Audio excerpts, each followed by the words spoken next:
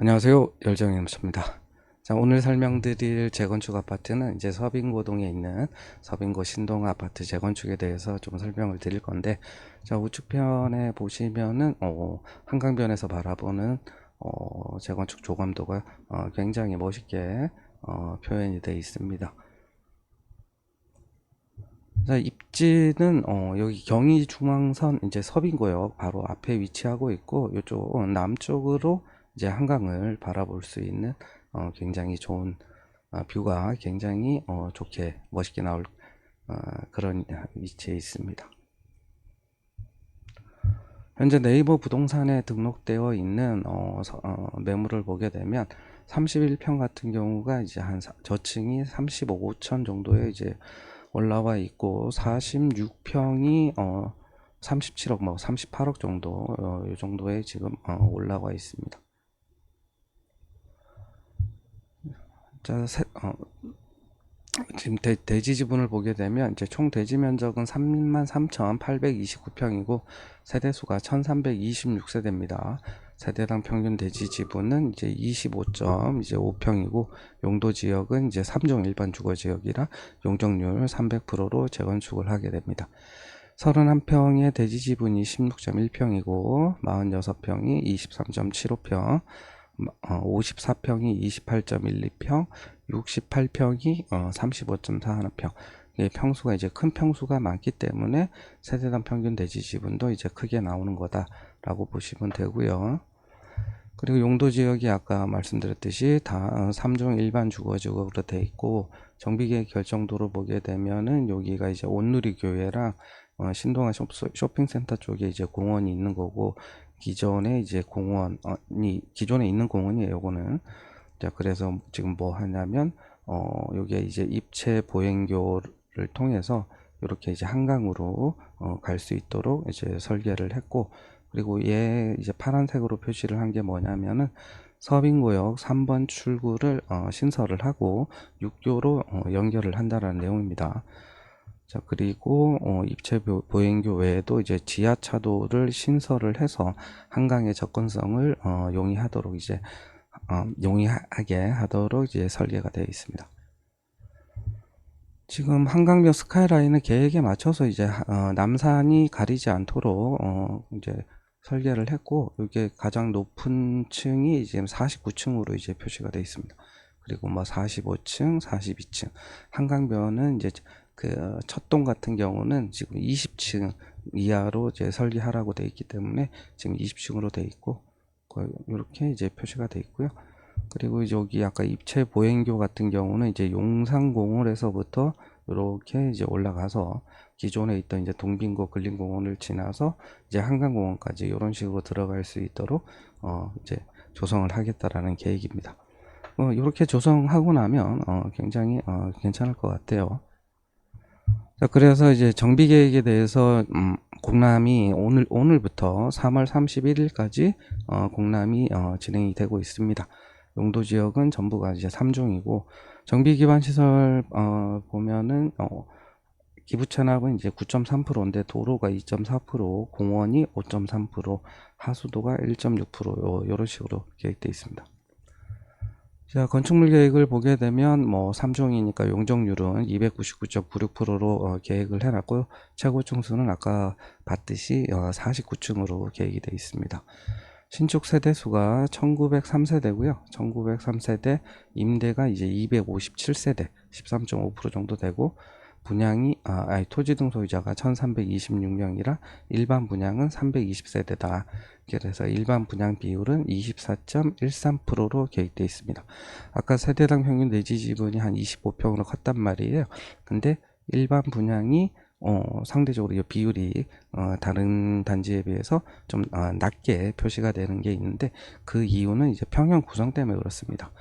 자, 평형 구성을 보게 되면 이제 8호 초과가 이제 1251세대가 돼 있고, 비율이 65.8%예요. 그리고 60 초과 8호 이하가 193세대, 60 이하가 459세대. 이렇게 이제 계획돼 있어요. 그래서 기존 평형이 31, 46, 54, 54, 68 이렇게 돼 있거든요.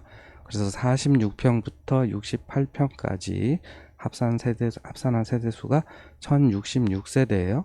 근데 지금 8호 초과가 이제 1251세대니까 75세대가 남는단 말이에요. 그러면 이 75세대, 8호 초과 75세대를 31평 소유자 중에 이제 75세대가 8호 초과를 이제 분양받게 되는 거죠. 자, 그래서 내가 이제 31평을 사는 사람은 내가 8호 초과를 분양받기 위해서는 뭐 1, 2, 3층이나 탑층 이런 층이 아니라 노열층으로 매수를 해야 된다라는 것을 이제 알 수가 있습니다.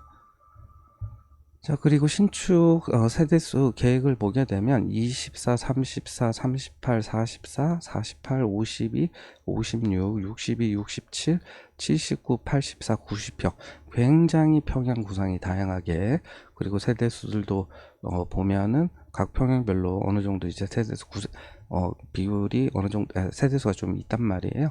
그래서 그러니까 그 조합원들의 선호도에 따라서 이제 선택의 다양성이 있구나라는 걸 알 수가 있어요.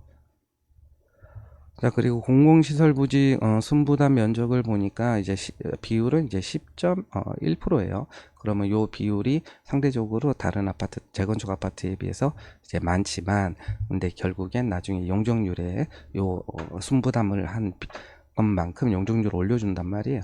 자, 그래서 이제 공공시설 설치 비용 같은 경우 이제 보면 입체 보행료, 지하도로, 지하철 출입구, 체육시설 설치 비용, 그러니까 요거에 들어가는 금액들을 다 환산을 해가지고 여기 상한 용적률 계산을 할 때 여기 건축물 여기에 이제 포함이 돼가지고 지금 허용 용적률이 지금 230%였는데, 그러니까 여기 환산식에 다 넣어서 상한 용적률이 259.2%로 책정이 됐고, 이제 법적 상한 용적률이 299.96%까지 이렇게 올리면 그거의 절반을 이제 공공주택으로 기부 체납을 하게 되는 식으로 되는 겁니다. 그리고 설계 개요 중에 세대당 주차 대수를 보니까 주차 대수가 3,823대예요. 그래서 세대당 2대로 이제 계획돼 있고 주차 대수는 굉장히 많은 편이죠. 그리고 추정 비례율을 보니까 이제 70.25%로 돼 있고요. 수입이 이제 5조 4,215억, 지출이 1조 9,249억, 종전자산이 이제 4조 9,772억으로 추정을 해놨어요. 근데 요 지출 항목 중에 한 80%가 이제 공사비라고 가정을 해서 평당 공사비는 이제 얼마로 책정을 했을까 역산을 해 보니까 지금 850만 원일 때는 공사비가 여기 부가세, 우리 신동아 같은 경우 이제 건물본에 대해서 이제 부가세를 내는 8호 초과 비율이 굉장히 많단 말이에요. 그러니까 부가세는 한 10% 정도 된다고 해보니까 한 1조 6천억 정도가 공사비로 책정이 된 거, 계산이 되고, 근데 900만 원으로 하니까 거의 1조 7천억 정도 된단 말이에요.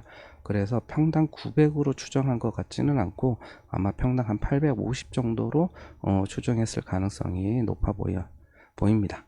자, 그래서 그 최근에 이제 한강변에 시공사 선정하는 저 반포 쪽 같은 경우 뭐 신반부 2차 같은 경우 평당 한 950만 원 정도의 시공사가 이제 선정이 되고 있으니까 850만 원이면은 상대적으로 좀 낮게 공사비를 책정을 한 거라고 보면 되죠. 그리고 종전자산 평가액을 보면 이제 31평이 27억, 36평이 36억 5천, 54평이 40억 5천, 68평이 45억 5천으로 추정이 돼 있고, 그리고 이제 평형별 조합원 분양가 보면 이제 5구가 18억 1900, 84가 23억 한 7천, 95가 25억 8천, 108이 28억 7천 뭐 이런 식으로 돼 있고, 지금 펜트하우스가 지금 10세대가 계획돼 있거든요. 90억 3,900. 오, 뭐지? 살고 싶죠. 예. 자, 그래서 이제 그 평당 조합원 분양가를 계산을 해보니까 대충 한 7천만 원 정도로 추정을 한 걸로 같습니다. 근데 여기 그 고시문에 보면 일반 분양가를 이제 얼마로 추정을 했는지에 대한 내용은 나오지가 않아요. 그럼 아마도 얘보다 이제 그 7천보다 한 5에서 10% 정도 높게 하지 않았을까. 그러면 뭐 한 7,500, 8,000 요 정도로 추정을 하지 않았을까 싶습니다. 자, 그래서 이제 권리가액을 계산을 해보면 종전자산 추정액이 있고 비례율이 70.25%니까 권리가액이 31평이 18억 9천, 46평이 뭐 25억 6천, 54평이 28억 4천, 68평이 한 32억 정도 돼요. 그래서 요거 가지고 이제 조합원 분양가에 이제 분담금을 계산을 해보니까 31평 소유자 같은 경우는 이제 전용 5구를 신청하면 한 7,700을 환급을 해주는데 84를 이제 신청을 하게 되면 거의 한 4억 8천 정도 분담금을 내야 된다. 그리고 일부 31평 소유자의 아까 75세대 정도가 전용 9호 요거를 이제 분양할 받을 수가 있었잖아요. 근데 전용 9호를 신청하면 6억 8천 정도 내야 되고요. 그리고 46평 같은 경우는 이제 전용 9호를 거의 분담금 없이 분양받을 수가 있다. 근데 전용 108 같은 경우는 한 3억 정도 내야 되고, 그리고 54평 같은 경우는 이제 전용 108을 거의 분담금이 없이 분양받을 수가 있고요. 그리고 68평 같은 경우는 이제 전용 130, 요거 전용 130 하면 한 50평대 되죠. 한 1억 4천 정도 이제 분담금을 내야 된다라고 보이고, 자, 그리고 이제 54평하고 68평 같은 경우는 그러니까 60평대 에 이제 분양 신청이 가능한데 분담금을 계산을 해보면 68평이 60평대를 신청을 하게 되면 기존하고 비슷한 평형을 신청하게 되면 뭐 적게는 3억 2천부터 많게는 만 7억 정도까지도 내야 된다. 그리고 펜트하우스 10세대에 있는 거는 68평이 거의 다 가져간다고 보면 되죠. 그래서 한 58억 정도 분담금을 내야 된다. 이렇게 이제 보시면 되겠죠. 자, 그래서 좀 정리를 해보면 이제 공사비가 한 850 정도로 책정이 돼 있기 때문에 결국 한 950까지는 이제 올릴 수밖에 없잖아요. 그러면 요 일반 분양가를 이제 인상을 해서 공사비 증액분을 어느 정도 충당을 해야 되겠는데 이게 100%가 이제 충당이 안 될 수도 있죠. 이게 뭐 충당이 되면 다행이지만 안 될 수도 있기 때문에 일부 조합원 분양가가 이제 나중에 관리처분계에 가면서 이제 조정이 될 수도 있고요. 그리고 이주비랑 이제 분담금에 대한 이자는 당연히 조합원이 이제 개별로 납부해야 될 거고, 그 다음에 재건축 부담금도 이제 개별로 납부를 해야 된다. 이렇게 이제 정리가 됩니다. 자, 그래서 아까 제일 처음에 네이버 부동산에 자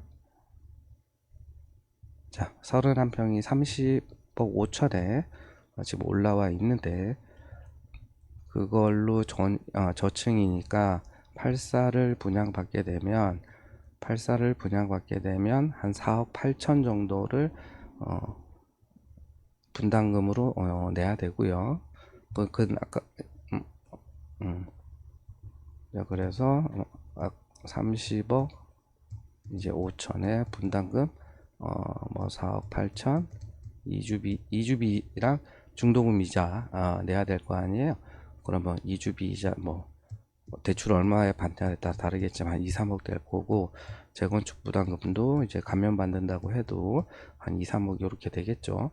그래서 재건축 부담금 맥스로 잡고 이주비 이자 맥스로 잡고 그리고 요거 딱 합치니까 35억에 6억 하니까 대충 이제 41억이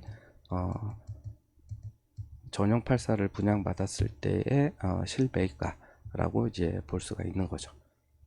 이상입니다.